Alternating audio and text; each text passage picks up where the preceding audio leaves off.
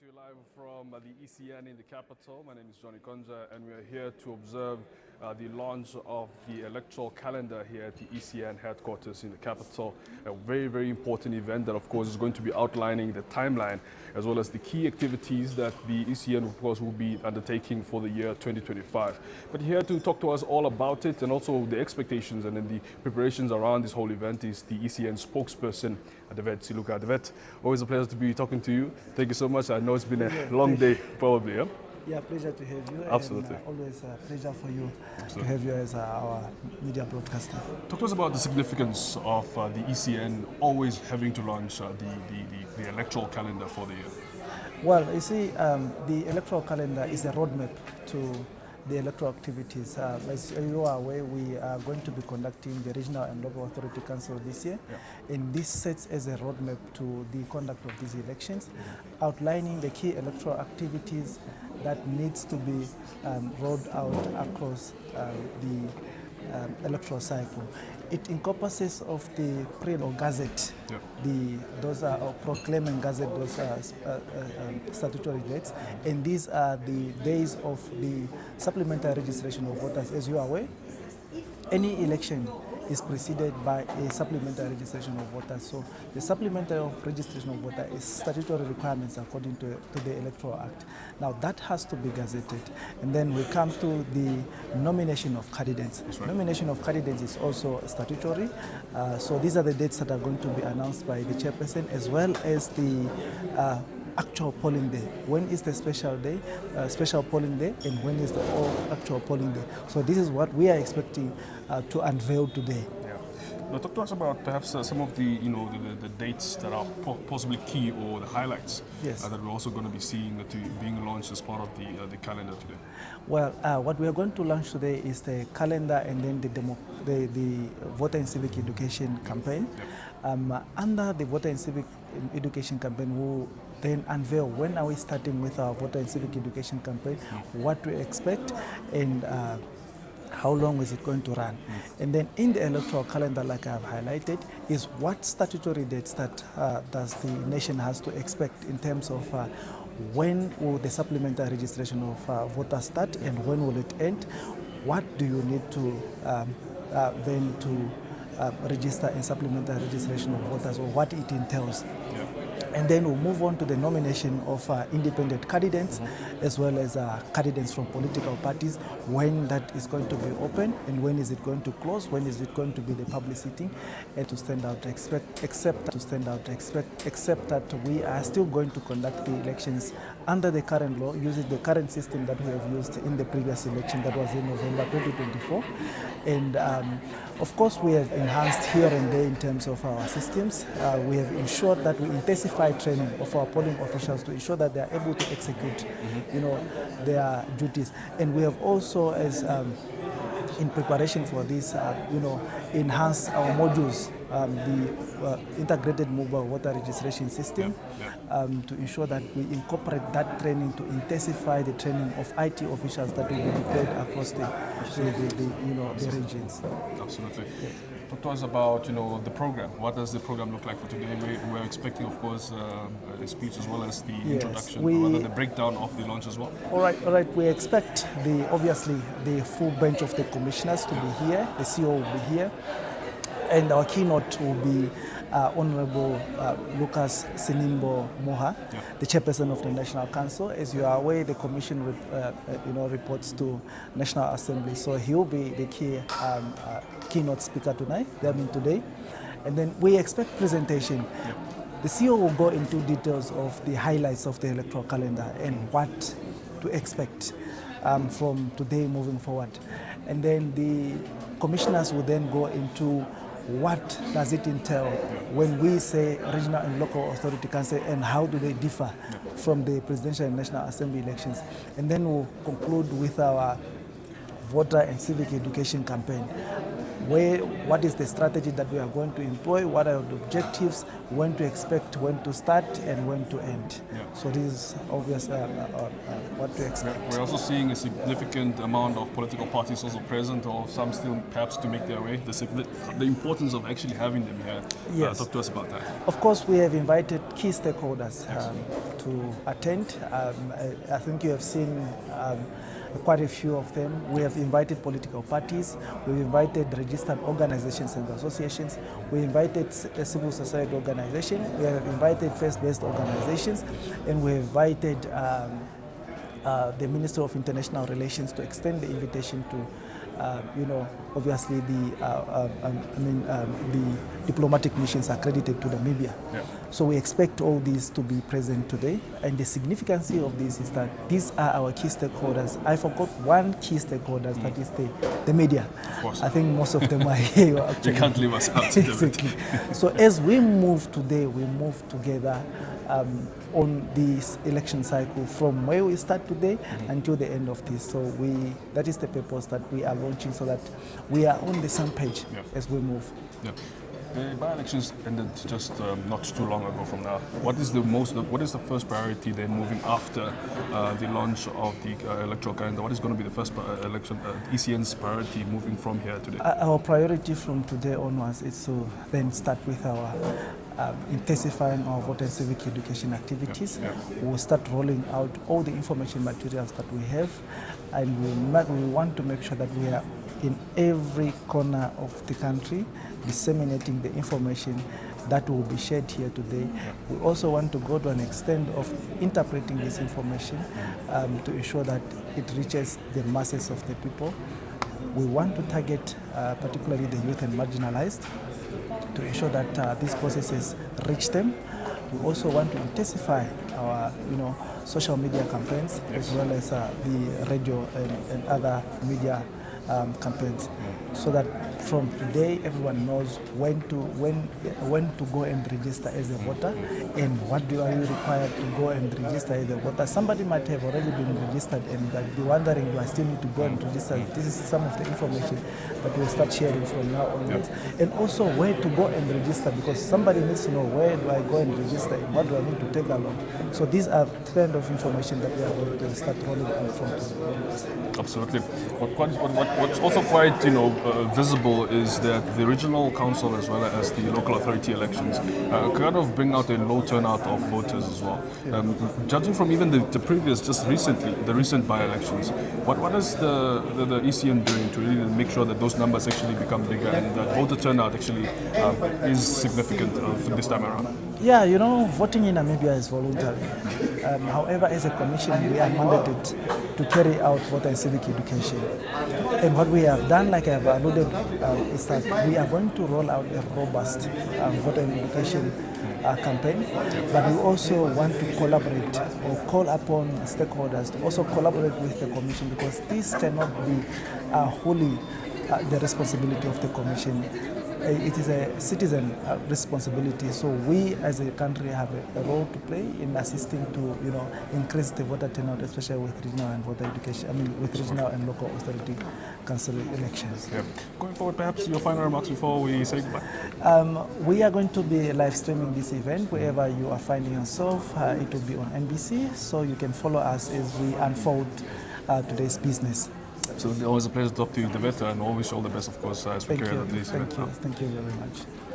Also, Deveta Siluka, the spokesperson for the ECN, talking to us about all the importances of this event, as it is going to be starting a bit shortly. Still expecting more arrivals to come in, as well as the delegation of the ECN, which of course comprises of the chairperson, Dr. Elsie Kembwa, as well as the commissioners of the ECN, Gerson, as well as Mr. Pusi Kwambi. Also equally expected is Dr. Leonard, who is also a commissioner here at the ECN. We also expect Dr. Gerson Sinano, who also is going to play as the Masters of Ceremonies for this event. We are expecting this event to kick-start was expected to start exactly at 10 o'clock, but we're just 8 minutes into the hour of 10, and we are going to be bringing all the live proceedings of this event before we start the live proceedings of this. You can catch this event live on NBC. as well as on all our online platforms, so that is on NBC Plus on the app, as well as on YouTube. So now take a look at what you can find now, the significance of this event. We are, of course, seeing that some members of political parties, representatives of the political parties are also present, and our team will just now show you some of the visuals of how it actually looks like in terms of the attendance here, and also what we actually are expecting later on.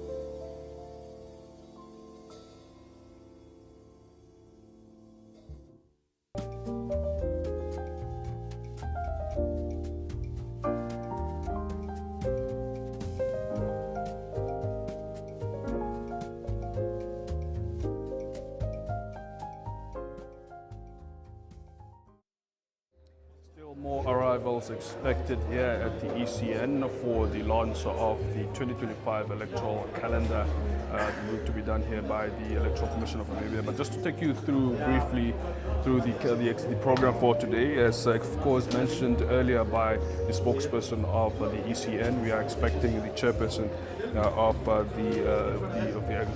ECN to, of course, open the event with the opening remarks, as well as later on then a presentation of electoral calendar and the introduction of regional electoral officers. This will be done by the CEO of this ECN, that is Mr. Peter Sharma, and then later on we will also be seeing the overview of the regional councils and local authorities elections, talking about the historical backgrounds and the turnout of the year. This will be done by Commissioner Pius Kwambi, who also we have seen here present. Of course, we are expecting now the higher delegation of the ECN to just arrive and then give us, of course, the event as we, of course, are anticipating it.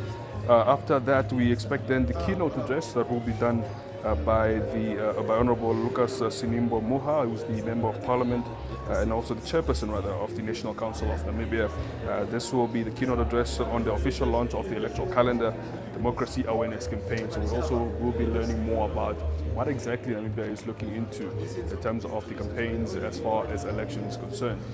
Looking at all the regional council and the local authority elections.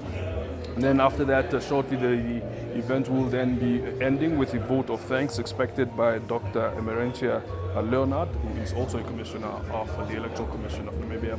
Like we mentioned, this event is being broadcasted live on NBC, on all digital platforms, as well as on NBC One live on TV. You can, of course, also share the link on YouTube, where our NBC digital page is also broadcasting this live, as well as that of the Facebook stream of the Electoral Commission of Namibia. That's basically briefly the event that we're anticipating later on, but just waiting for more arrivals. But we can see, of course, and we can take you through some of the visuals of the political parties that are present here. We also see the representation of the Landless People's Movement, also see representation of the Affirmative Repositioning Council, or Repositioning Movement, also present at this event, and also some other significant political parties are present here, of course. And as mentioned by the ECN spokesperson, it is very important that they are present here to, of course, also not be left behind, because this is all about them, and of course, most importantly for the people of the Republic of Namibia. That's all we have for you for now, but the event, of course, commences in just a short while. Do stay with us. We'll be right back.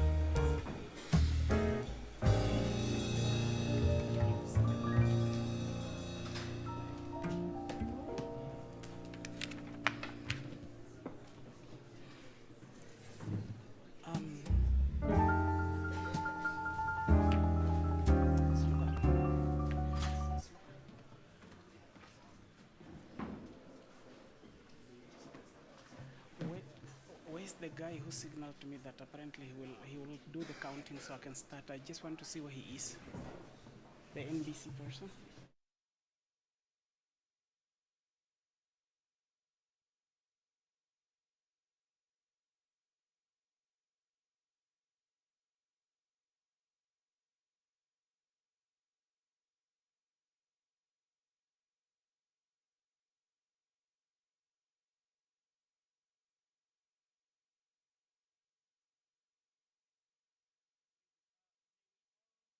Rise for. Can I have your attention, please? May we all rise and stand at attention for the singing of the national anthem and the AU anthem.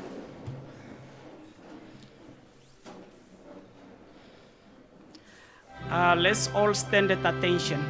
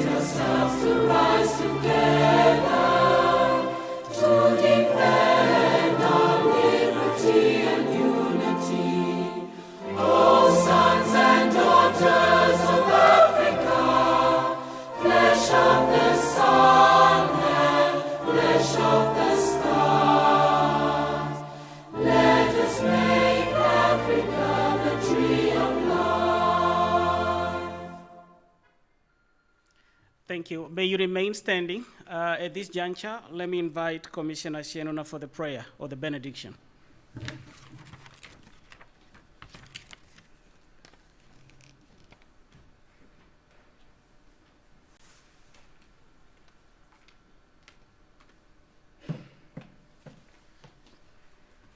Shall we pray?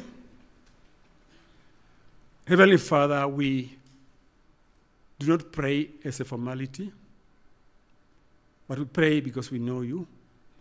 We pray because we know that we have a sympathetic high priest in heaven, seated at the right-hand side of God the Father. Father, in the name of Jesus, the Messiah, we invite you today into this, our deliberations. We need your divine guidance. We need mutual understanding, even as we are preparing for the regional and local authority elections later this year. And we ask these things, not because we deserve them, but in the name of our Lord and Savior, Jesus Christ, we pray. Amen. Thank you. You may be seated.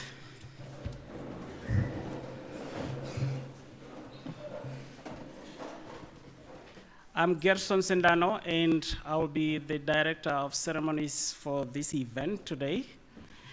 Chairperson, fellow commissioners, I would be remiss in my duty if I did not acknowledge the presence of Honorable Lucas Snimbo Muha in the midst, but the protocol will be laid out by the Chairperson in her opening remarks. Ladies and gentlemen, at this juncture, let me invite the Chairperson for the opening and welcoming remarks. Thank you.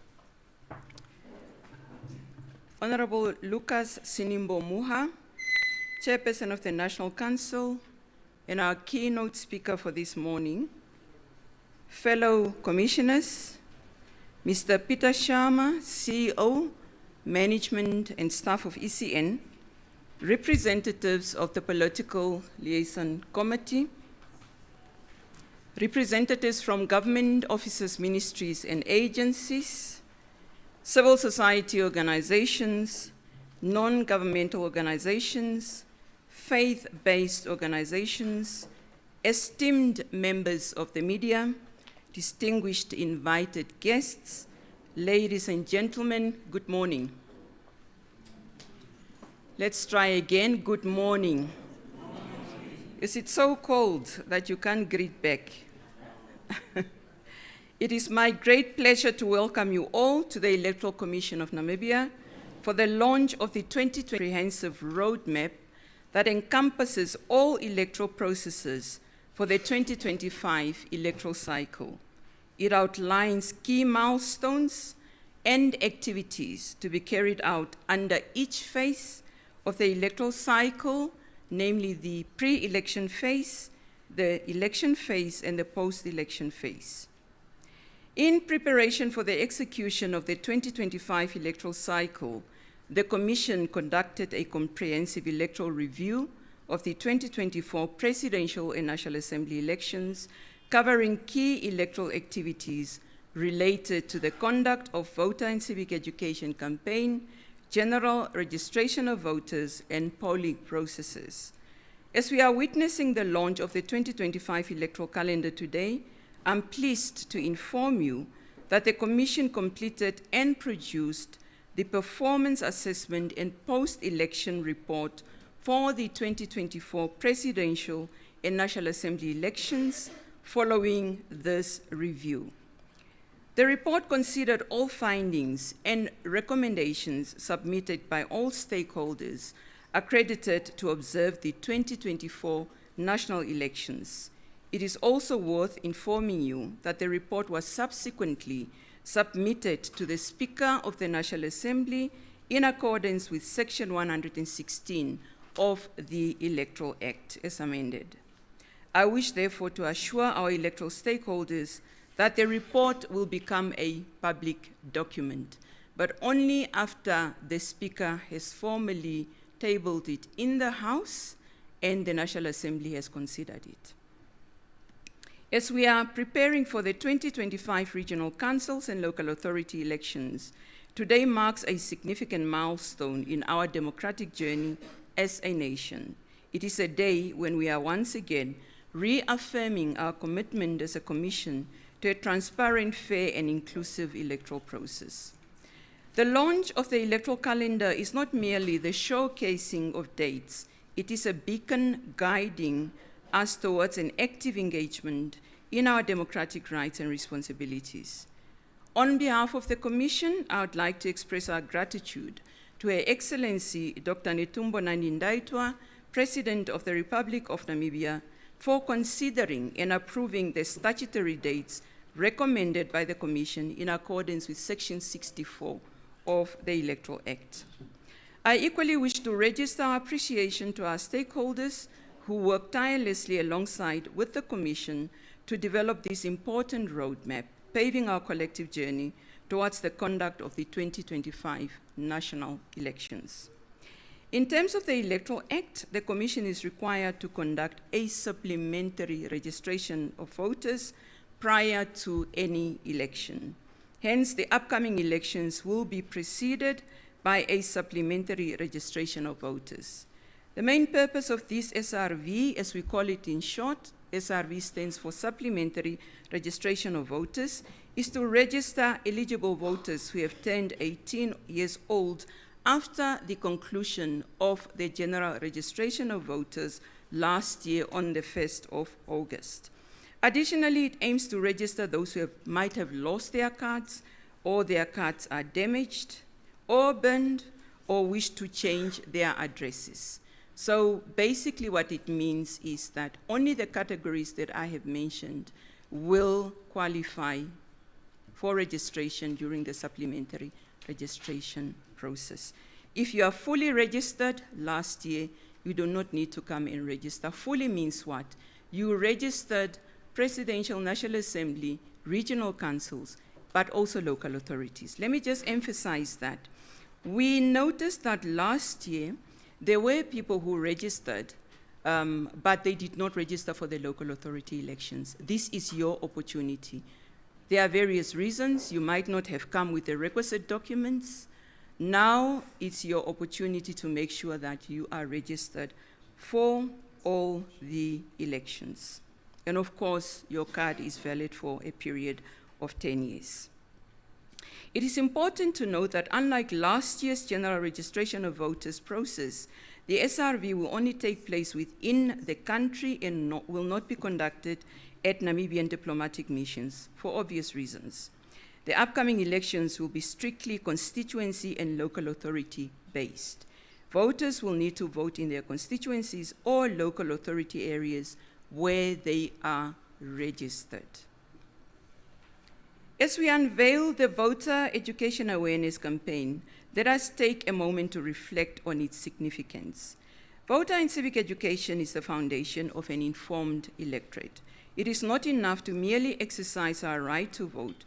We must understand the implications of our choices and the processes that shape our governance. Through this campaign, we aim to equip citizens with the necessary knowledge about their rights, the supplementary registration process and its requirements, and the voting process.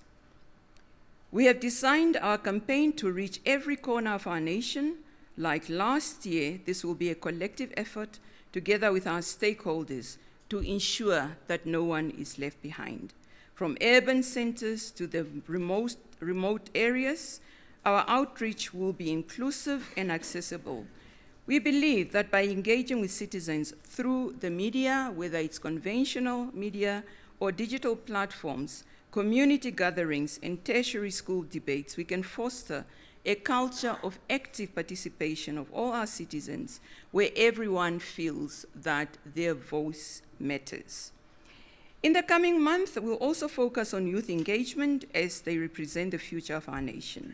We must inspire them to take an active role in shaping the society they wish to see. It is imperative that young people are not only informed about the electoral processes, but also encouraged to participate in it. As we embark on this journey together, I urge all of you to be ambassadors of democracy.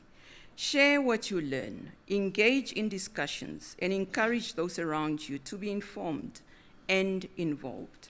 Our collective responsibility is to ensure that each and every eligible voter knows their rights and feels empowered to make their voice heard, and most importantly, turn up on polling day to cast their vote. As I conclude, ladies and gentlemen, I'd like to remind you that the strength of our democracy lies in the hands of its people. Let us come together in unity, uphold the values of integrity and transparency, and work towards a peaceful and credible electoral process. Thank you for being here today, for your commitment to our democracy, and for your unwavering support. Together, we'll pave the way for a brighter future for Namibia. Thank you for your attention.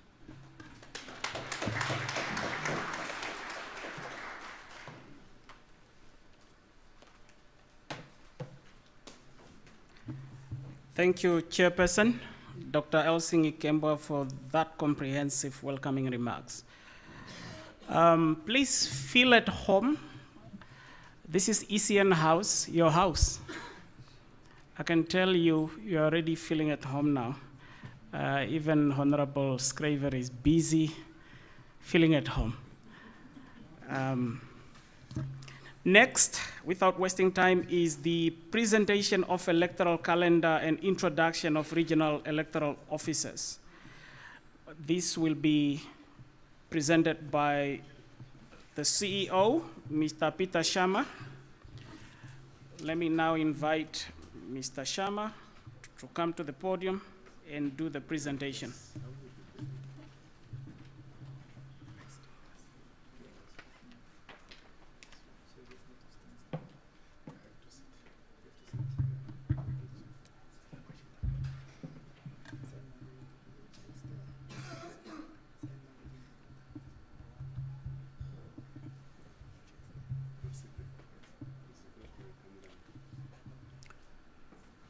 Thank you very much,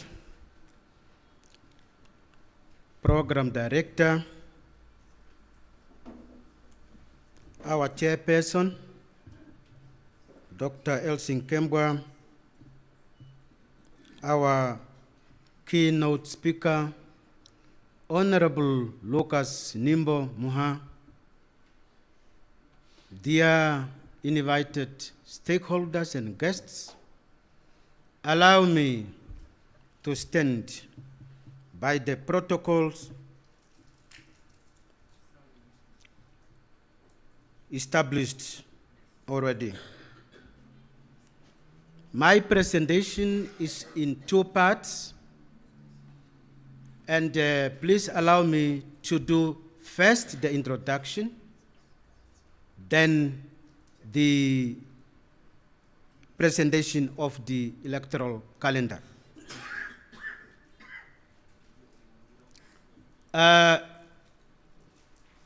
In terms, the Electoral Act requires the Commission to establish permanent regional offices in all our 14 regions. Equally, the Electoral Act requires the Commission to appoint permanent staff that are managing our regional offices. The Commission has appointed 14 regional electoral officers in 2013 towards the end, and this time around they have joined us as part of this process or engagement. Therefore, these officials, they have been appointed to assist the Commission to operationalize its mandate as well articulated in our Electoral Act. They are the ears and eyes of the Commission and on the grassroots level. Therefore, I'm going to introduce them in the order of alphabetic order of the region. As I introduce them, I want them to come forth so that you know them. We introduce them to you and we present them to you so that you know them, because they are the link between ECN head office and our stakeholders on the ground. I will start with Taras region. We have Yeyamai, Muyoro.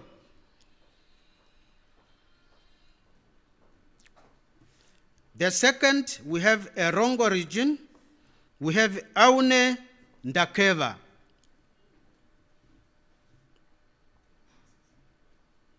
The third, we have Hardap region, Velam Wirap. The fourth, we have Kavango East, Paulus Sifire.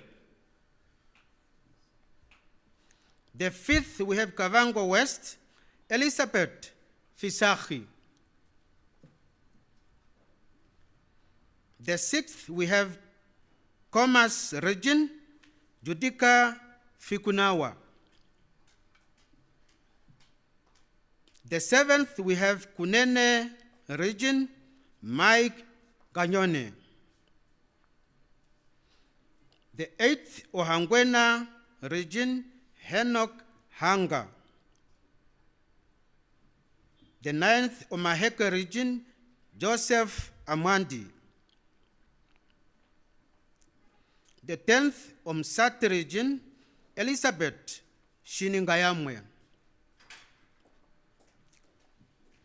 The 11th, Oshana region, Amon Haimbangu.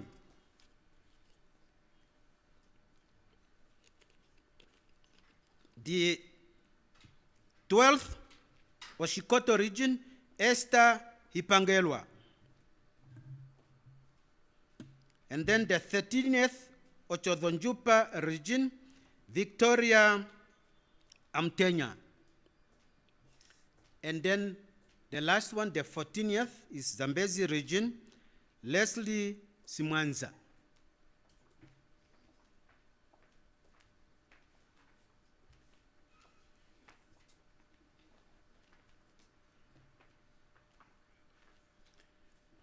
Yes, we are fully aware that on their appointment, we have published them, we have shared the information, but today we are connecting the physical faces to our stakeholders.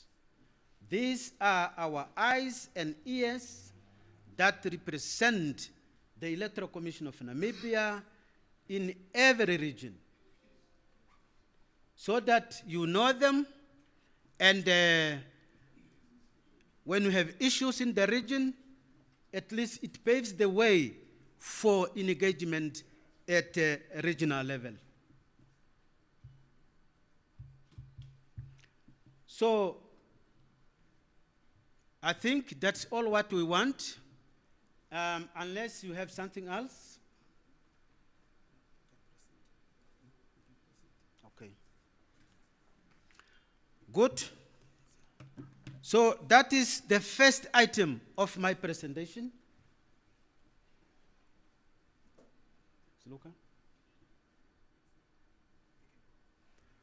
So please acquaint yourself with their faces, and these are our leaders in the region, and please feel welcome to engage them as necessary.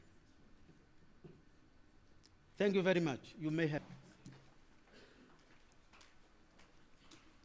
Now, allow me to go to the second part of my presentation.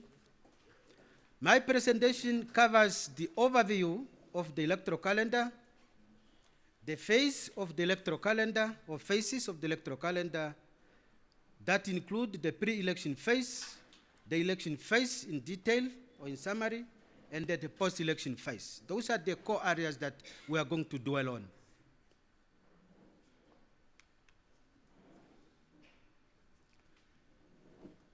So the overview, first we look at the legal framework. We have our Namibian Constitution read together with the Electoral Act, the Regional Councils Act, the Local Authorities Act as amended. These are the pieces of legislation that we are using. And as I indicated, the Constitution, together with all these three pieces of legislation, requires the Commission to hold regular national elections. That means the presidential and the National Assembly elections, the regional council and the local authority elections, after every 5 years. That's why last year we had the presidential and the National Assembly elections. This year, we have the regional councils elections and local authority elections. By implication, if you look at this, literally we only have 4 years as a commission to effectively prepare for a national election like this one. For this one, we have already started alongside with the presidential National Assembly election to prepare for these elections. When we did our review after the 2020 regional council and authority elections, in preparation for these elections, as we were preparing, as the chairperson indicated, that the commission has prepared a very comprehensive report for last elections. As we're preparing for the calendar for this year, the calendar has taken into account those lessons that were learned during last year's elections in preparation for this year. And I think it's also worth mentioning that you remember very well, we have started with the electoral calendar sometime back, 2014, but of course, this calendar was never launched. It was only last year when we started with the approach of launching our electoral calendars. And that is the norm that the Commission has adopted to make sure that for each national elections, we launch the calendar so that we share the activities that we are embarking upon with our electoral stakeholders. So that's why we are launching also this electoral calendar today.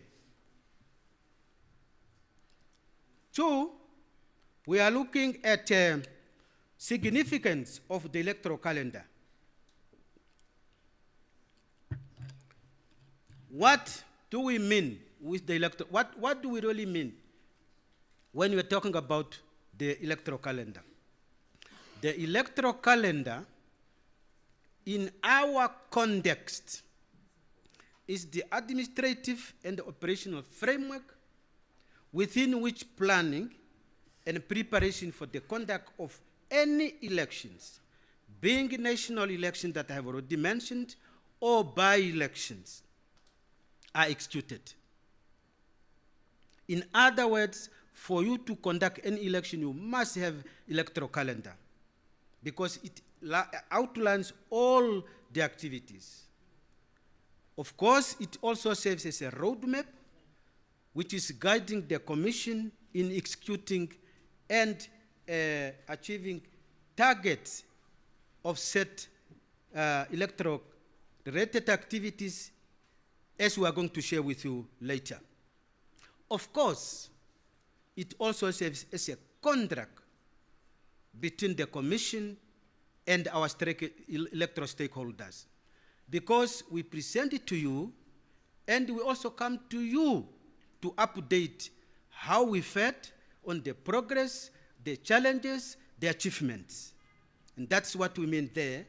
As we realized or recognized last year, we had been engaging our stakeholders at the various stages and the levels to update the level of preparedness as far as the execution of our electoral calendar is concerned. Of course, when you execute activities, you need to measure the performance.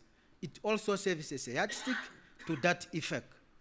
Of course, the calendar is, as the chair indicated, is premised on 3 phases: the pre-election phase, the election phase, and the post-election phase. And each phase has specific activities that will lead to the conduct of the next electoral process. Of course, it also outlines, in each phase, we will find the key electoral projects, the key electoral activities, and timelines, because the Electoral Act gives specific timelines within which electoral activities should be executed. Of course, now we unpack the phases. This is the first phase, outlining all requisite electoral projects and activities in the build-up to the election phase, which is the second phase of the electoral calendar. It also serves as foundation for preparing for any election, as I indicated already in my statement. Of course, importantly, it sets a tone of the level of preparedness in conducting any registration of voters and polling process, because it tells you where you are with the execution. That's why it tells you whether you are prepared or you are somewhere in the middle. Of course, it is necessary that we unpack the key electoral project of the first phase. As I indicated, this is the first phase where most of the activities take place. And we will realize that, as we are going to share with you later, some activities start from the pre-election phase to the election phase because it's ongoing. For example, the stakeholder engagement, the voter and civic education, those are ongoing because we need to keep this both during the pre-election and the election phase. So what are the key electoral projects? One, we have the legal framework, reform and the compliance. We have to make sure that we comply, we look at the law, and whatever we do, it is done in compliance with all the pieces of legislation that I have mentioned earlier. Of course, the stakeholder engagement, as I indicated, is very critical. That's why we have this engagement today. Enhancement of election management system modules, of course, you appreciate, we have shared with last year, and this year we need it because we have to align this to the regional councils and the local authority elections. Then the recruitment of training and the training of election officials is one of the projects that covers both phases, pre-election phase and the election phase, because we need the registration officers and then we need the polling officers. Voter education officers, the registration of voters. We move on to the second phase, which is the election phase. This is the second phase is indicated, and it is very critical because it has to do with timely delivery of election result at the end of the day. You start with the registration, but at the end of the day, what we want at the end of the electoral process is the election result. It outlines key electoral projects and activities in the build up to the polls. In other words, now we have concluded the pre-election phase. Now we have to look at the activities that are taking us to the polls. So we only have three key electoral projects. One is the observer accreditation and nomination of candidates, the polling, announcement and publication of election results. Of course, we have the last one, which is a post-election phase. This is the last, as I indicated, and it's normally looking at the review and assessing the entire electoral performance from voter and civic education, voter registration, and the polling, and all other related activities. So that's why the chairperson indicated that the commission was able to complete and submit the last year's post-election report. That means, because it was the elections of last year were also conducted, guided by the electoral calendar, that means the electoral calendar for 2024 is done and dusted. Now we are for the next electoral cycle. Once you finish the process, you are already, the election, you are already starting with the preparation for the next electoral cycle. Like now, we are already looking at the next presidential and national assembly. Once we finish this work at the next electoral activities, of course, in this case, we only have, as you will appreciate when we share with you the calendar. Of course, this is the calendar that we are launching today. So I have already covered the pre-election phase. I have already covered the key electoral project. I will only focus on the key specific activities. Of course, I will just do the highlights because, as I said, we have started in April, and we anticipate this to end next year, March 2026. So it's the issue of the amendments, the consultation with required by the law, the proclamation of these gazettes, and the proclamation of gazetting of nomination period, the returning officer and the election date, and then the publication in Gazette, the nominated candidates and parties for polling days and polling stations. Secondly, it also looked at the stakeholder engagement, the submission of electoral calendar that was already presentation with the stakeholder. It will continue, as I indicated earlier, until we are done with the elections.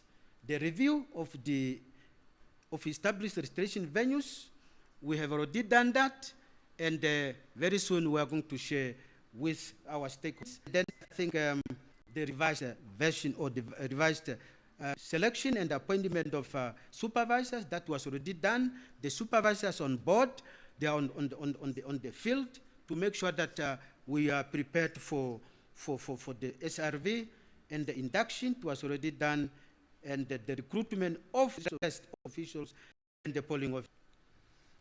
Now we move to the next one, is the civic education. That covers the launch of the calendar, which is today, together with the campaign, because it's also to be officially launched, so that at least we start officially do the campaign for the SRV. Voter education, and then the dispatch of sensitive material and non-sensitive material to the regions, deployment of the team for SRV. The conduct of SRV, unfortunately, the dates have disappeared. So, and then the display of objection, as you know, have it displayed for that objection. If there are objections, it will be straight. We have to look after any and if the tribunals are done and there are appeals, it will go to the electoral court, and then all this goes on until we have the release and the invitation. We process, of course, this year, we might not anticipate a high number of international observers, but the local observers, and whoever has to, the final observe the election, we have to and release it to our stakeholders that are political parties. Of course, the proclamation, the commencement of the nomination period, unfortunately, the dates have also disappeared. The last day of the nomination of candidates by returning officers and the final day of nomination by political parties, both will be a public sitting by the presiding officers. Unfortunately, the dates of these three activities had disappeared. And the computer did not complain. So we move on to the procurement and design of the printing and delivery of the ballot papers. We have already commenced with the 16th June, and it will end of October. The verification and signing of the sample ballot papers by authorized political party representatives and candidates. As a norm, the dispatch, the issuance of duplicate voters registration card is required by the law. It will be done by that. We'll also have a special voting day for only exclusively election officials and polling officers. Unfortunately, the date here also disappeared. But the computer did also not complain. Then we'll have the demobilization of teams for special voting. That will be on the 25th. And then the deployment of election of teams. That will not be for the election, main election date. But last phase, not last phase, but the last project on this one, that is not the counting of votes and collation of election result at constituency level, finalization or final verification, collation, determination, and announcement of national election result, that's the date, and then the demobilization of the teams. After all, we have to come up with the move to the post-election phase. That is only post-election review. After that, so that compile the performance assessment and post-election report, the same manner we did with 2024 presidential and national assembly elections. Make sure that every material used in the electoral process is back at election listening to me. Thank you very much.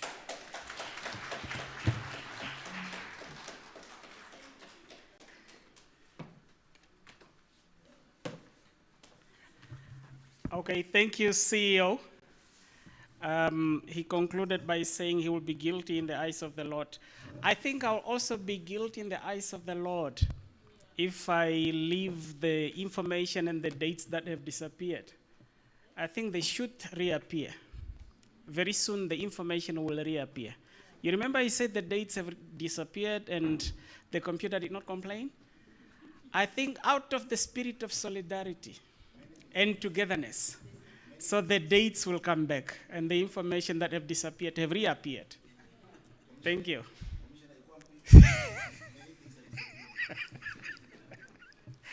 Okay, talking about Commissioner Ikwambi,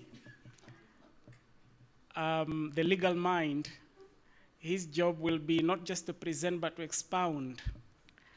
Commissioner Ikwambi will provide or present an overview of the regional council and local authority elections, historical background, and turnout over the year. I am confident and hopeful that this year, from the look of things, and when I see in the eyes of some hopeful honorables, I think things are going to be okay. The turnout will be immense. Commissioner Ikwambi, could you please come to the podium and do the presentation on the overview of the Regional Council local authority elections, provide historical and turnout over the year. Thank you. Thank you, Commissioner Dr. Sindano, the director of the program. I think next time when you introduce me, I will ask for protection against, I will not mention a name. Honorable Sinimbo, the chairperson of the National Council, Dr. Elsing Ikemba, chairperson of the Electoral Commission of Namibia, fellow commissioners, esteemed colleagues, distinguished guests, and fellow citizens, good morning. So my name is Pius, as introduced. You can also refer to me as Pius. And my responsibility for today is to provide an overview of the regional councils as well as the local authority elections in Namibia, delving into the historical background as well as examining the voter turnout trends over the past years, and I will try to go as far as 1992, if time so permits. So this is going to be the structure of my presentation. We will first speak on the importance of these regional and local governance, or the elections themselves. I will then provide a historical account of these two elections. We will then speak about the electoral systems, candidate nomination, and out and trends over the years. So, regional, they are provided for in terms of Chapter 12 of the Namibian Constitution, and closer to the people. Historically, the journey of regional councils as well as local authority elections in Namibia, they have seen significant evolution. The concept was first introduced at independence with the view of allowing citizens to elect representatives at local level. The first regional council and local authority elections were then held in 1992 and recorded exceptionally high voter turnouts of 81.1% in respect of regional council elections and 82.3% in respect of local authorities elections. These impressively high figures underscored the strong and initial enthusiasm for local democratic participation. Although we will deal with the figures and analysis later, I wish to just point it out to you that those figures of 1992, 81.1 and 82%, have been the highest ever. So initially, these two types of elections did not always take place simultaneously. Why was this the case? This was the case because of the differences in terms of office of regional councillors as well as local authority councillors. However, this was later changed following the passing of the Amendment Act number 12 of 2010, where in terms of this amendment, these two elections were then synchronized for them to occur concurrently every 5 years. The first joint elections under this synchronization were then held on the 26th and the 27th of November 2010.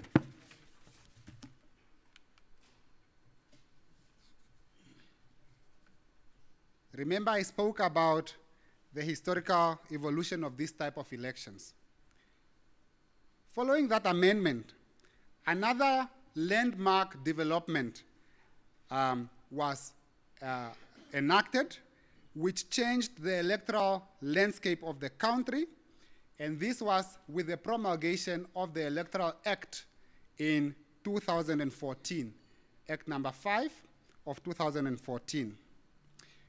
This act, the Electoral Act of 2014, which is still the enabling legislation we are currently using, became operational shortly just before the 2014 presidential and National Assembly elections, and the act introduced several changes. A key reform which is relevant to our program today was the introduction of the single polling day for all elections in Namibia. Remember, the amendment of 2010, the elections were held on 26 and 27 November. However, following the amendment or the enactment of the Electoral Act of 2014, it made a key reform by introducing a single polling day for all elections. What did this then mean for these two types of elections? This then meant that starting with the 2015 elections, regional council and local authority elections, when held simultaneously, they would then be conducted on a single day.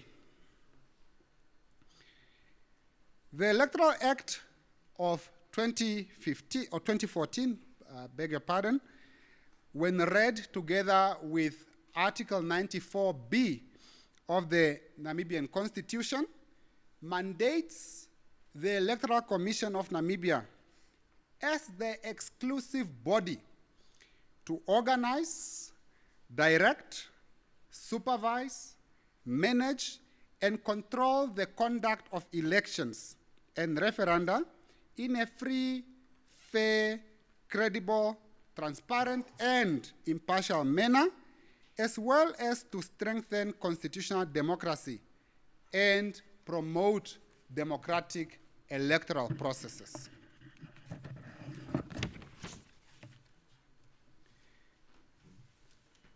Let's now look at the electoral systems employed by these two types of elections. I wish from the onset to indicate that the electoral systems that are employed by these two types of elections, they are distinct from each other. With regional council elections, they utilize the first past the post, or also known as the majoritarian system, and this is provided for in terms of Article 106, Sub-Article 3 of the Namibian Constitution. with this type of system, the candidate who receives the most votes in a given constituency is then elected as the regional councillor to serve a 5-year term.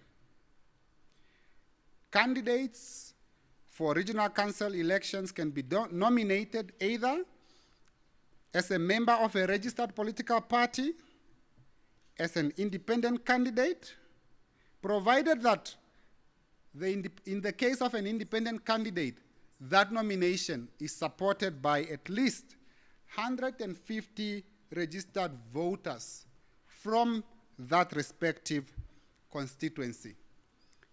I should also mention that a person cannot be nominated as a candidate in more than one constituency in simultaneous elections.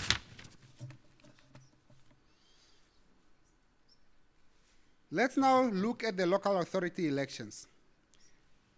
These type of elections are conducted according to the proportional representation system, making use of party lists. In this regard or respect, voters then cast their ballots for a political party, an organization, or an association of their choice, and the seats in the respective local authority are then allocated proportionally to the number of votes. Local authority councillors also serve a 5-year term, and candidates for this type of elections must be nominated by a registered political party or organization, and there is a requirement for them to be members of those organizations or the political parties concerned. The Local Authorities Act of 1992 then provides a specific framework for the conduct of these elections, which specifically speaks on the qualification of members. What is the general qualification then? The general qualification is that a person must be firstly qualified to vote, which implies that they must be a registered voter in terms of the laws that govern elections for members of local authority councils. The voter requirements are in terms of the Electoral Act of 2014, I beg your pardon, and the specificity that a person must have been a resident within the jurisdiction of the local authority for a period not less than 1 year immediately prior to the election concerned. This is also specifically provided for in Article 111, Sub-Article 3 of the Namibian Constitution.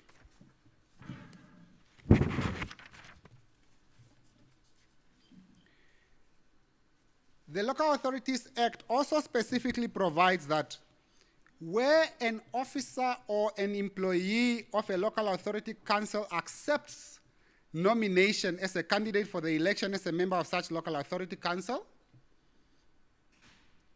it is allowed with the following precondition, that if elected, they are then deemed to have resigned from the service of that local authority from the date of their election. Once again, in terms of Section 7, Subsection 3 of the Local Authorities Act of 1992, a remunerated member of the public service who is then nominated as a candidate as a member of that local authority council is deemed to be on leave until the date of the election. Section 7.3 of the Local Authorities Act is then read together with Article 47(1)(e) of the Namibian Constitution. And as of last year, I will also add that these provisions should now also be read together with the Electoral Amendment Act, specifically the amendment to Section 77 of the Electoral Act of 2014. specifically the deeming provision in respect of the aspect on resignations.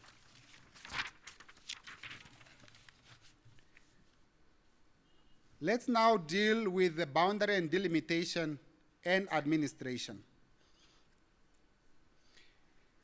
The demarcation of regions and constituencies directly impact the structures of regional councils. And these structures, or their demarcation, is the responsibility of the Boundaries and Delimitation and Demarcation Commission. As you may be aware, in 2014, following the 4th Delimitation Commission's report, there were significant changes which occurred to these structures, resulting in the increase in the number of political regions from 13 to 14 by dividing Kavango into East and West, as well as the creation of additional constituencies from 107 to 121 constituencies. In the Kavango West, there were 5 new constituencies: Kurenkuru, Tondoro, Musese, Namagoro, Kununi. In the Kavango East, Ndonga Linena, 1 constituency. In Kunene, 2 new constituencies: Opuo Rural, Opuo Urban. In Oshana, Ondangwa Rural, Ondangwa Urban. In Ohangwena, Oshikunde constituency. In Oshikoto, Nihare Jampingana constituency. In the Hardap region, Daveb constituency. In the Karas region, Karasberg West. These changes require of the Commission to conduct elections within newly and specifically defined borders. It should also be noted that in terms of the 3rd Amendment Act of 2014, there was also an increase in the number of regional council members which are to be nominated to the National Council, increasing the number from 2 to 3. With that amendment, with the 3rd Constitution Amendment, which occurred in 2014, there is also now a provision in the Constitution to provide for the appointment of regional governors to be within the discretion of the President, as opposed to the previous regime of being elected from or among the regional councillors. This change was subsequently also translated by the Regional Councils Amendment Act of 2010. Let's now look at what keeps the Commission awake when others are sleeping. The Commission undertakes extensive preparatory work to ensure the integrity and efficiency of the electoral processes, and this ranges from budgeting, voter registration, voter and civic education, accreditation of observers in the media, election campaigns, as well as nominations. From a budgeting and financing perspective, the Commission is fully funded by the state from the National Treasury. When it comes to voter registration, the Commission undertakes a supplementary registration of voters, which the chairperson spoke in her remarks, abbreviated as SRV, and this process of supplementary registration of voters should occur before any election. I wish to underscore any election, and the intention there of undertaking this type of exercise is to ensure that the Commission includes new applicants, issue duplicate cards, as well as to update particulars.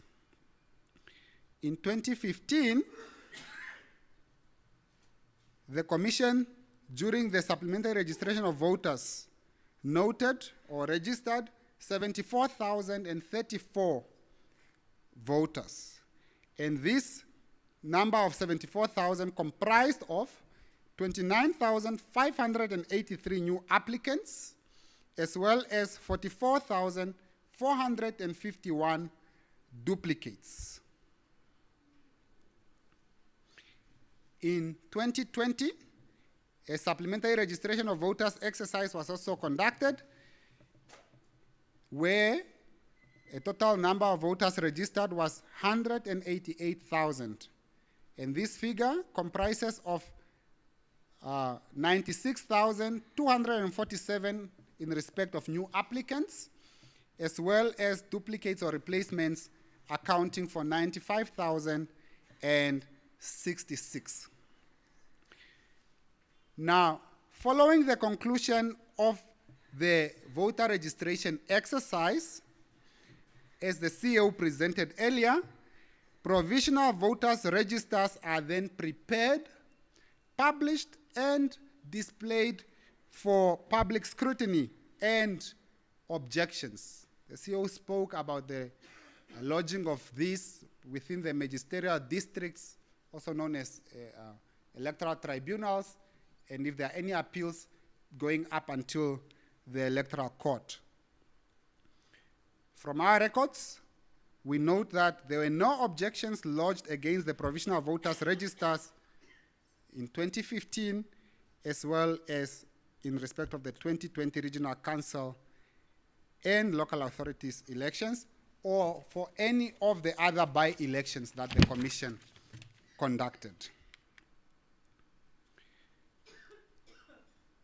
The Commission also extends invitations and accredits observers as well as the media with the view of enhancing transparency as well as credibility.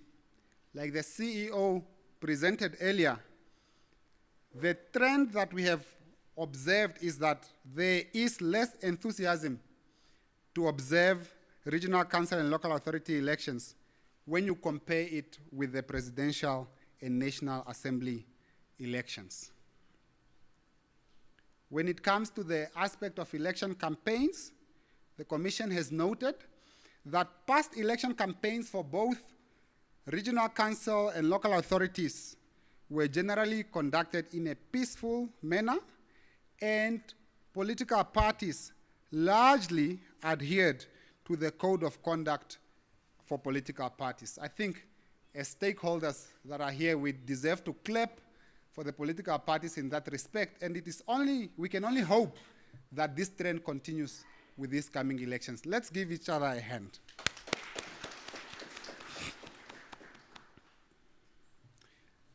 I'll now move on the aspect of nominations. In 2015, regional council and local authority elections, 95 out of 121 regional council constituencies were contested. 52 out of 57 local authorities were contested. This means that some constituencies and local authorities were uncontested.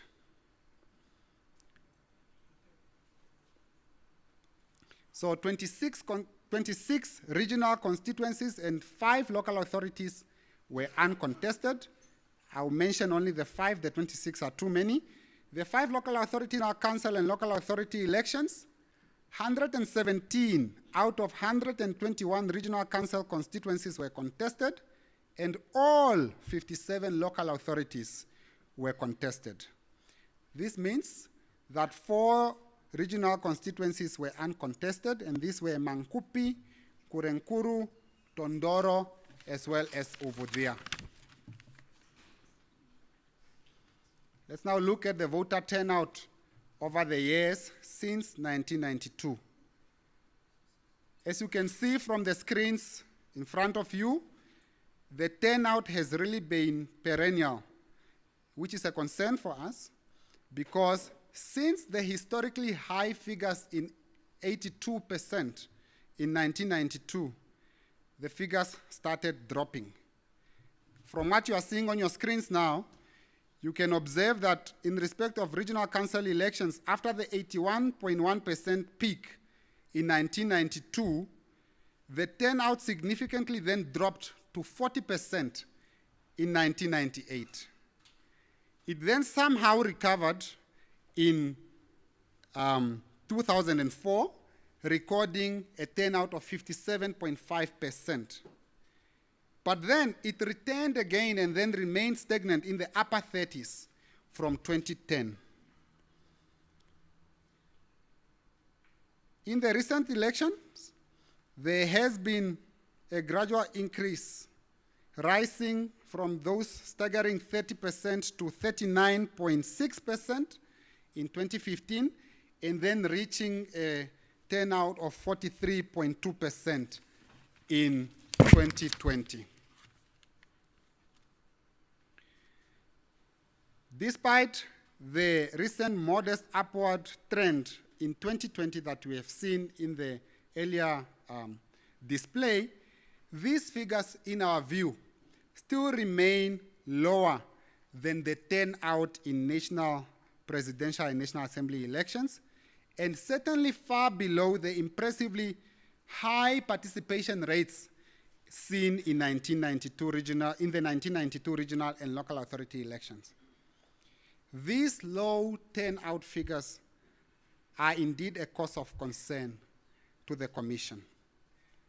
When it comes to by-elections, it even gets worse.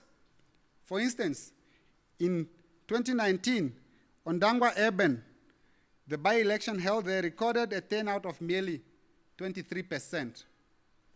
A week ago, with the by-elections, the 5 by-elections held, Grootfontein recorded a turnout of 23.18%, Kabe South 44.4%, Kamanyab 43.86%, Ochiwarongo 17.7%, and Sesfontein, impressingly, at 62%. At this juncture, I now want to invite all the ECN staff in this foyer to please stand. All ECN staff members, please stand.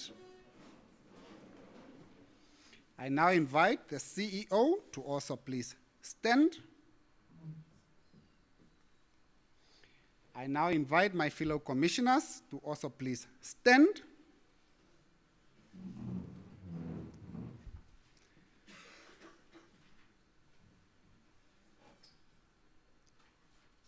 What we are saying as a commission is that regional councils and local authority elections are fundamental to Namibia's decentralized governance as well as its democratic fabric.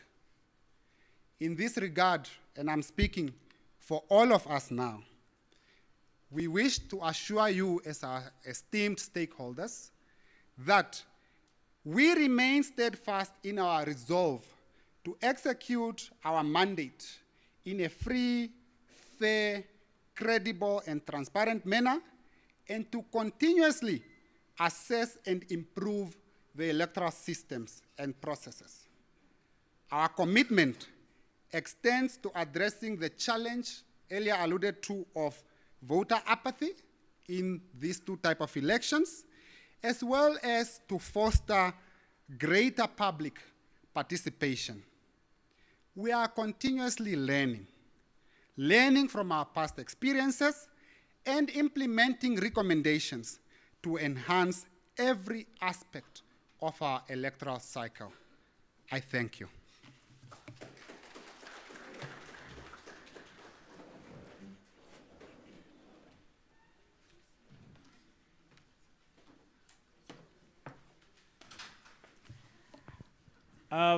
Thank you very much, Commissioner Ikwambi. Even though you did not tell us why we had to stand. I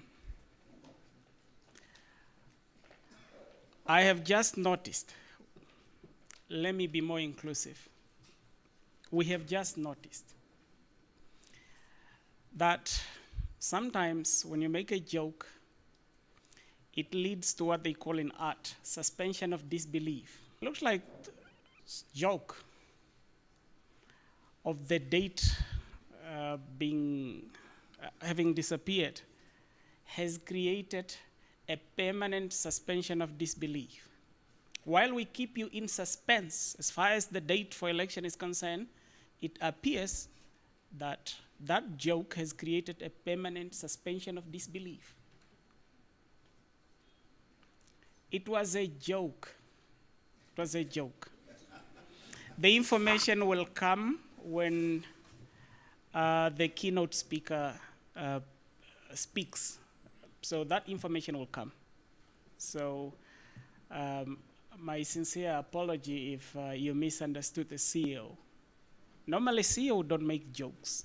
When they make jokes, the information is taken at the face value. Thank you. So as we are getting closer to the keynote, next is an academic. Commissioner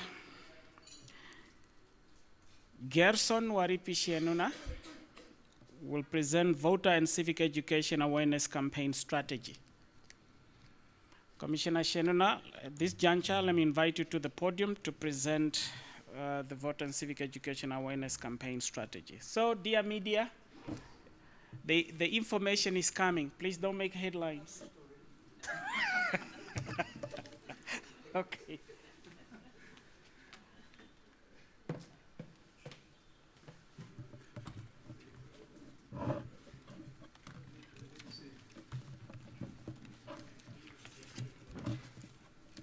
I believe that I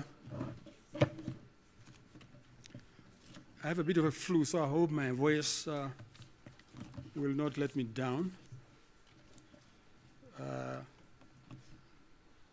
Now, after Commissioner Sidano has referred to me as an academic, I hope by the end of the presentation, some of you are not going to say, what an anticlimax. The chairperson of the National Council, Honorable Muha, the chairperson of ECN, fellow commissioners, all protocols observed, as they say. Now, before I go to my presentation, I just want to, as it were, set the tone. Because for us at ECN, voter and civic education is not just about ticking boxes in terms of our activities and outputs. Those of you who were listening carefully, the chairperson said in her speech that our democracy should be in the citizens of this country. In South Africa, in Sesotho language, they have a saying or slogan where they say, Bantu Pele, meaning the people first. Now, those of you who have been attending our PLC meetings are aware that there is a constitutional imperative that has become my mantra, and that is Article 1, Sub-Article 2 of the Constitution of the Republic of Namibia, that says, all power shall vest in a people of Namibia, who shall exercise their sovereignty through the democratic institutions of the state. I'm sure the lawyers like Commissioner Ikwambi would agree with me that when you hear in law or in a constitution where they are supposed to write will, when they say shall, it means it is a command, it is a must, it is imperative. So this article says, all power, not some power, all power, not will, but shall vest in a people, not who will, but who shall exercise their sovereignty through the democratic institutions of the state. Now, so when we talk about civic and voter education, is all about that constitutional imperative. It's about empowering our people as sovereign citizens. Now, when the Constitution refers to the citizens as sovereign, it means that no one and no institution is above the people as a collective. So let me go to my presentation. Mine will not be long like that of Commissioner Ikwambi.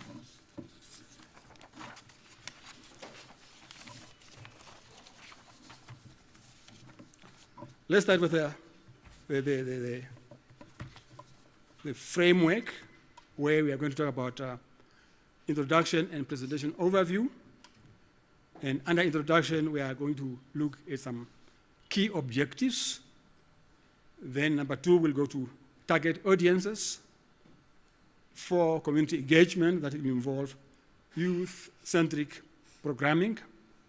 5, strategic partnerships and collaboration. 6, campaign themes and messages.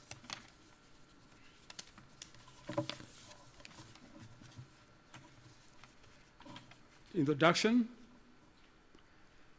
The Electoral Commission of Namibia is mandated by the Electoral Act, Act number 5 of 2014, to promote civic and voter education.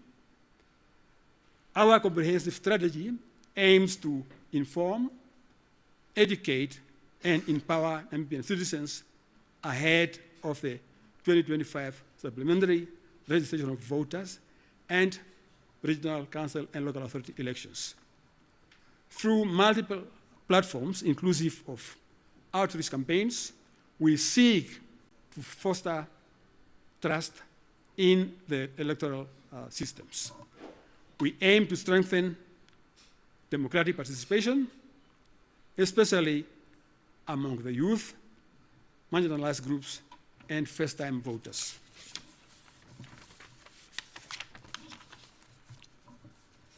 Our key objectives, number 1, to enhance understanding. In other words, to increase public knowledge of electoral processes and democratic principles through educational campaigns. 2, ensure accurate information. In other words, to deliver reliable updates on the electoral calendar to prevent misinformation. Number 3, increase voter turnout. And there we aim to engage in a robust voter and civic education activities across the country to increase voter turnout. And in order for us to achieve that, really, our dear stakeholders, we need your school-based programs. Our target audiences, first, will be all eligible voters. In other words, every Namibian citizen of voting age, ensuring that they are informed and prepared. Then we have the youth between the age of 18 and 34. And here we aim at focusing on first-time voters to foster lifelong civic participation. And then we go to marginalized communities. In other words, people with disabilities, rural populations who face barriers to participation. Our multiple channel outreach. First will be the traditional media, that includes radio, TV, and print in all local languages for address and talk shows. And then we have digital and social media, that is Facebook, Instagram, Twitter, updates, and explainer videos. And then, of course, we have outdoor activation that includes road shows, mall pop-ups, and flyers and posters.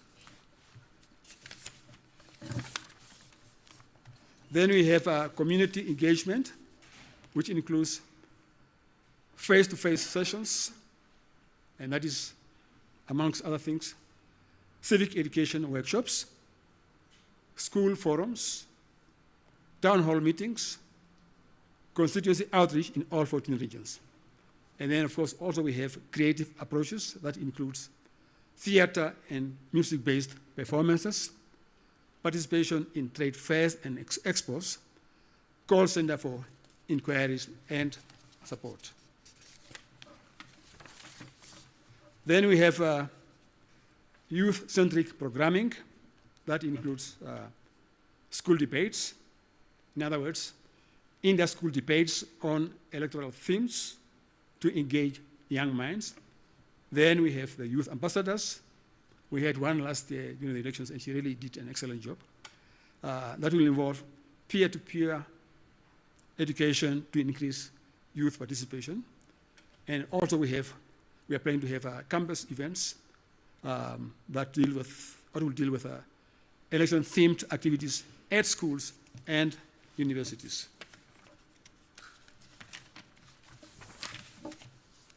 Then we go to strategic partnerships and collaboration. Then we have community leaders. Voter education officers will convene meetings with community leaders in all regions to inform, educate, and mobilize community members for electoral participation. And then, of course, participation and provide access to special target groups, such as the marginalized communities. Then we have media engagement that will involve collaboration between voter education and corporate communication divisions to engage media on campaigns, build healthy relationships, enhance coverage, and decrease misinformation. And of course, then we have educational institutions where we have targeted outreach at schools and universities through entertainment, activations, and campus radio sessions to reach youth and first-time voters where they gather.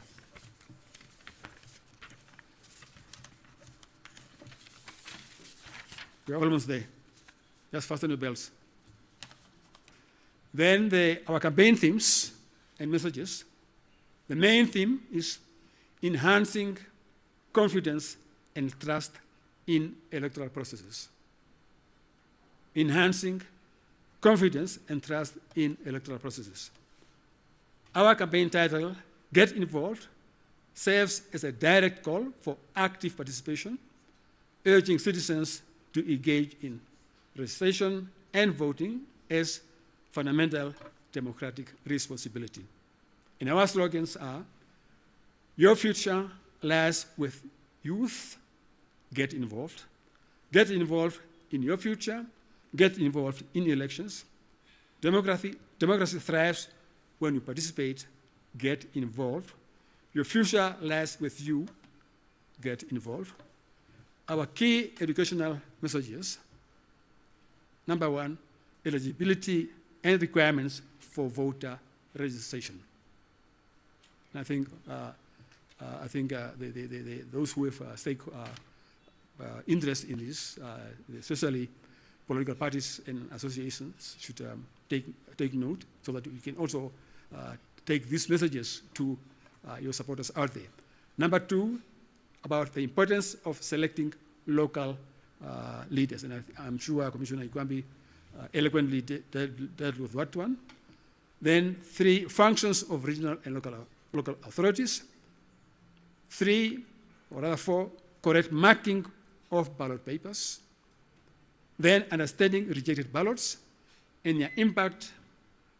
Then step-by-step registration and polling guidance. Then electoral system overview and voter counting. Then political tolerance and peaceful participation. We appeal to you on that one. Political tolerance and peaceful participation. And lastly, priority voting for persons.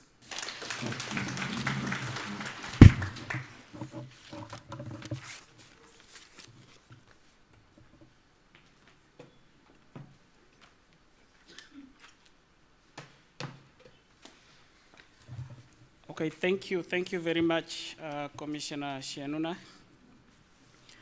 I told you he's a scholar, so I think it was clear. Next on the program, we are getting closer now. I will invite a politician, a councillor, a chairperson, a teacher, a leader. Keynote address and official launch of the electoral calendar democracy awareness campaign. This will be delivered by Honorable Lucas Nimbo Muha, MP, also the chairperson of the National Council of Namibia. I told you he's also the councillor for Mankupi constituency. I think somebody mentioned Mankupi here. We have a national chairperson, and then a commissioner was born in Kavango West also here. It's an honor and privilege. Yeah, and there was, I think Commissioner Ikwambi pronounced some constituencies. Ngamagoro, not Ngamagoro, and Nununi. Now, Mankupi, Kavango West, and that's where the national chairperson comes from. He hails from Kavango West, and I hail from. So, ladies and gentlemen, at this juncture, may I now invite Honorable Lucas Nimbo Muha so that the suspension of this bill. Thank you. And may we please rise. Thank you. Thank you so much. I think we can take our seats.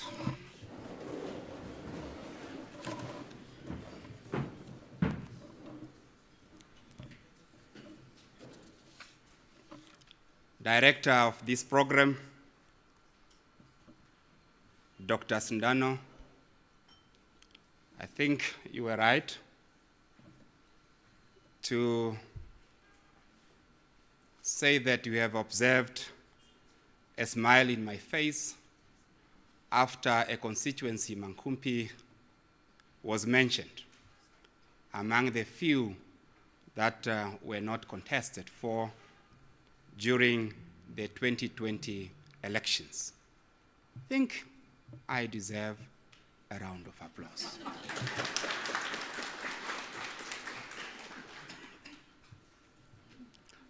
Dr. Elsie Ikembwa, the chairperson of the Electoral Commission of Namibia, and of course, the entire team of commissioners, honorable members of parliament that are present here, Mr. Peter Shamwa, the Chief Electoral and Referenda Officer, executive directors of various offices, ministries and agencies, representatives of political parties, associations and organizations, representatives of the local NGOs, civil society organizations, members of the management and staff of the electoral commissions that are present here, members of the media, distinguished invited guests, ladies and gentlemen, good morning. I'm still asking myself whether it's still morning time or it has now ascended to afternoon. Well confirmed, it is morning, but I cannot hear your voice. Good morning. Good morning. Thank you so much. I am standing before you, feeling delighted and humbled for being part of this very important occasion of the launch of the 2025 electoral calendar and voter and civic education campaign.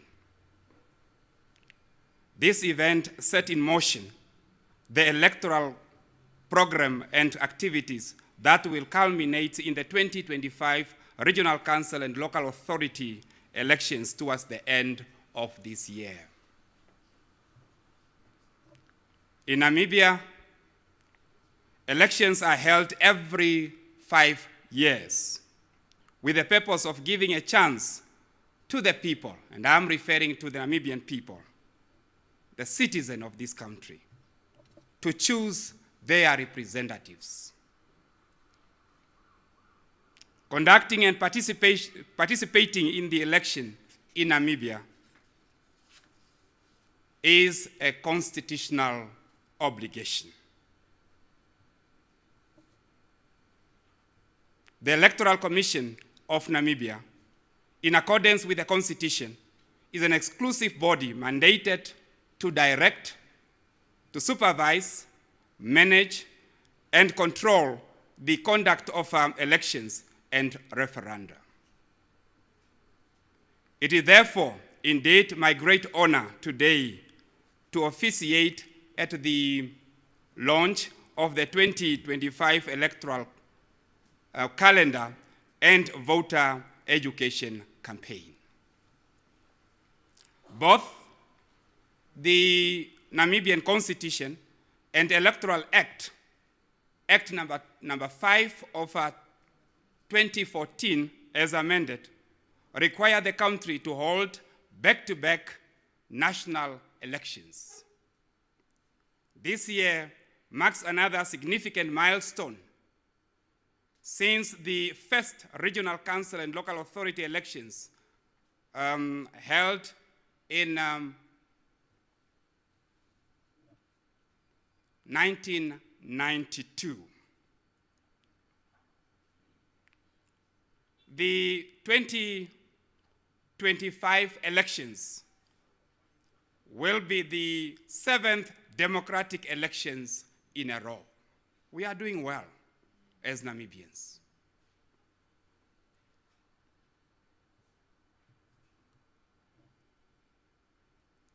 Program directors, ladies and gentlemen, I can with confidence echo that Namibia remains a beacon of preeminence in the conduct of electoral democracy. Through the work of ECN and the support of the Namibian people, today we pride ourselves in having held violent free elections and violent free post-elections since 1992, following the 1989 United Nations Transition Assistance Group supervised elections. The efforts of ECN to deliver free, fair, and credible elections managed in the transparent and participatory manner are always visible through the conduct of political environment and atmospheres under which our elections activities are conducted.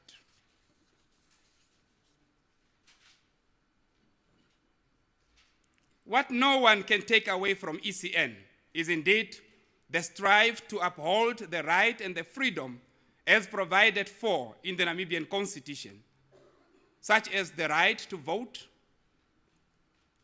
upholding the right to equality, freedom of choice, secrecy of vote, respect of human dignity, the right to form and join the political parties of one's choice, and of course, the right to be elected to public offices. ECN, you have done well in this regard.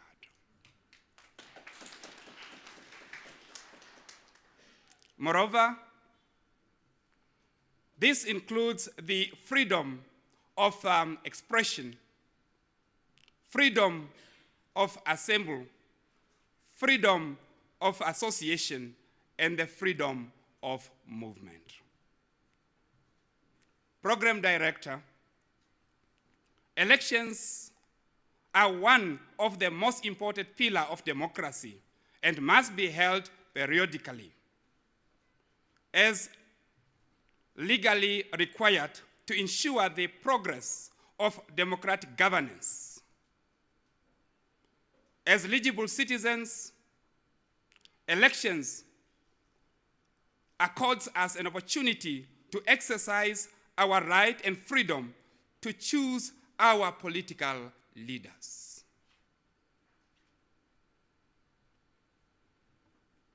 As citizens, we have all the power to elect representatives who will run the respective constituencies, who will run the respective local authorities on our behalf. We further need to be reminded that elections are a contest of government, a contest of ideas. A contest to govern, a contest of ideas, a contest of preferred solutions, and never a contestation of enemies.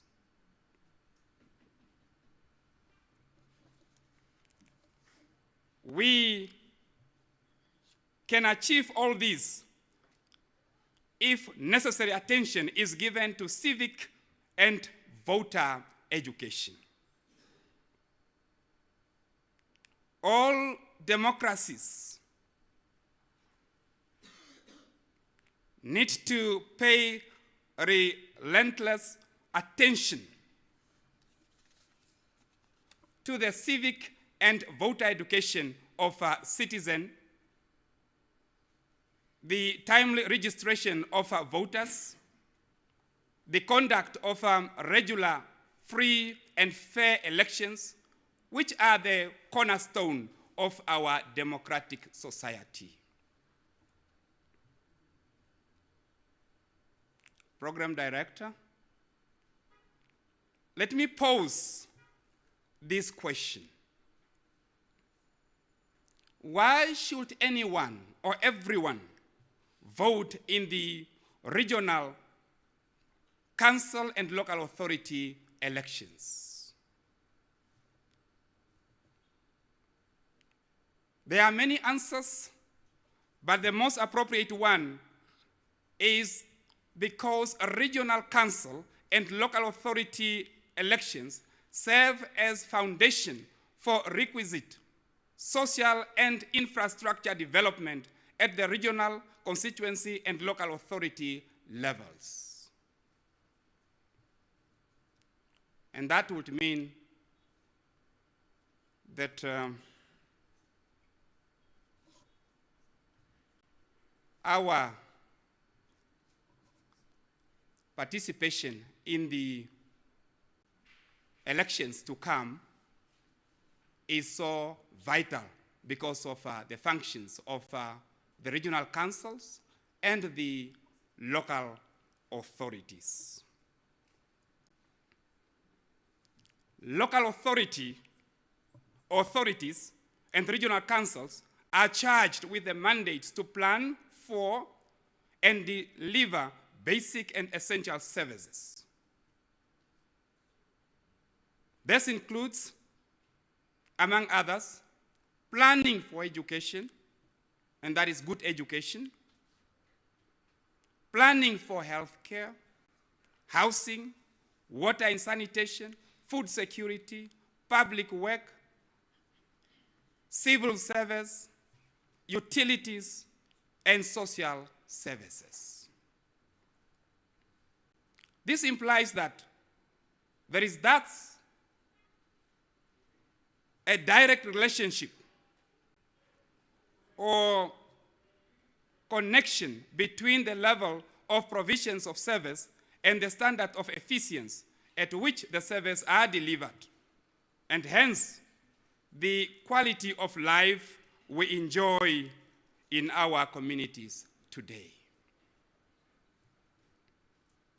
Regional councils and local authorities are important elements of Namibian governance system because they are tasked with bringing government closer to the people, as alluded to earlier in terms of the service delivery and developments at the grassroots level.